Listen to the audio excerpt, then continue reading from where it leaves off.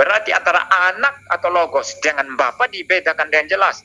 Jadi Bapa bukan logos, Bapa bukan Yesus Kristus, tetapi antara Bapa, logos dan juga Roh Kudus atau Roh Allah itu satu hakikat adanya.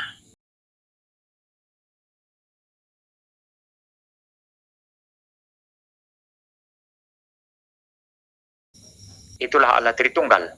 Tidak bisa dipisah, tidak bisa dibagi-bagi, tidak bisa dicerai-berai. Karena ini saya kasih lagi, ini bukan analogi Tritunggal, tapi hanya ilustrasi untuk menjelaskan hal ini dalam konteks ini. Sama seperti saya tidak bisa dipisah dari ide saya, dari pikiran saya. Karena kalau pikiran Muriwali terpisah dari Muriwali, maka Muriwali bukan pribadi lagi. Tapi bisa dibedakan dengan jelas. Saya berbicara aku.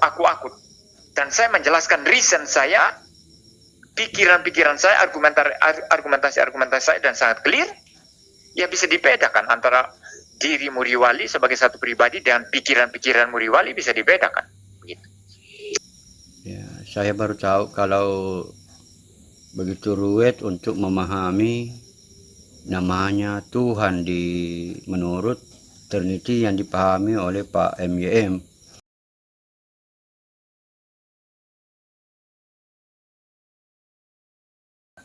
Karena kalau pikiran Muriwali terpisah dari Muriwali, maka Muriwali bukan pribadi lagi. Muriwali bukan siapa-siapa lagi. Ya, yang menunjukkan sesuatu itu sebagai pribadi itu yang paling penting itu adalah reason atau akal budi. Kalau tidak ada akal budi itu bukan pribadi.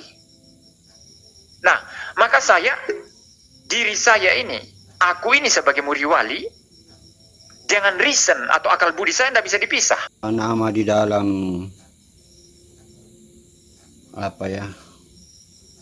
nama Allah di dalam Trinity menurut penjelasan Pak MYM ini agak ruwet juga untuk dipahami. Ruwet.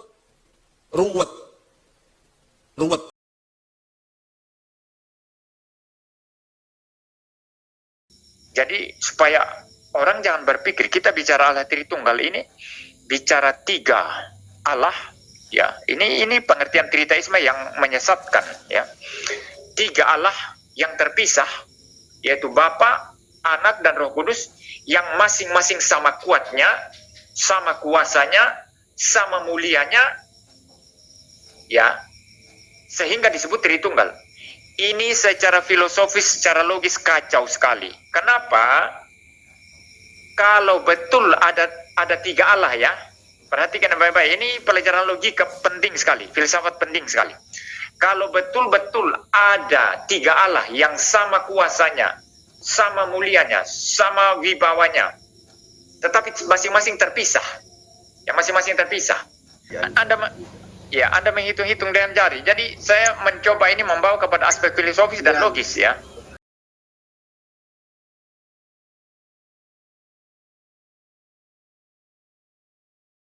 Maka sebetulnya mereka itu bukan maha kuasa, bukan maha hadir. Kenapa? Loh, soalnya terpisah kok. Berarti apa? Bapa dibatasi oleh Anak karena terpisah. Anak dibatasi oleh Bapa dan Roh Kudus. Orang yang punya logika yang beres pasti paham maksud saya. Kalau Bapa, Anak, dan Roh Kudus itu adalah tiga Allah yang terpisah, yang dianggap sama kuasanya, sama mulianya, berarti Bapa itu sendiri dibatasi oleh Anak. Anak dibatasi oleh Roh Kudus. Roh Kudus dibatasi oleh Bapa dan Anak. Masing-masing saling membatasi. Kalau demikian, ini bukan namanya Allah Maha Kuasa. Ini bukan Allah Maha Hadir.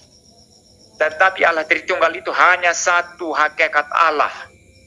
Di dalam diri satu Allah itu ada keragaman pribadi.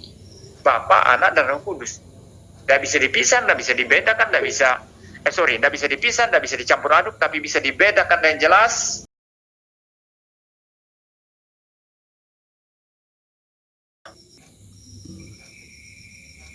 Sulit sekali dipahami persoalan-persoalan di dalam ajaran Kristen ini.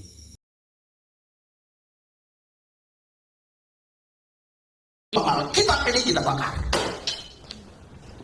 Ini pendeta-pendeta goblok. Pendeta-pendeta bodoh. D ada N C O C W dan C. Bapak udah sekolah tinggi-tinggi, kenapa Bapak nggak baca Alkitab semuanya? Saya aja, Pak, ya, tidak suka belajar kayak Bapak tiap hari, tapi untuk basic ini saya paham betul, Pak.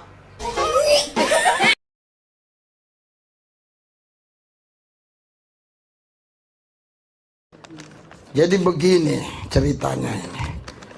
Begini ya. Oke. Jelas jelek-jelek nggak apa-apa lah ya. Oke. Yang penting ini Allah Bapa, ini Allah Anak, ini Allah Roh Kudus. Ketiganya ini satu kesatuan. Tapi tidak boleh dipisah-pisahkan. Tapi tidak boleh juga jadi esa begini. Harus Allah Bapa, Allah Anak, Allah Roh Kudus. Tapi juga tidak boleh dijadikan satu begini. Nggak boleh, dia harus Allah Bapa, Allah Anak, Allah Roh Kudus. Nempel-nempel sudah. Ruwet.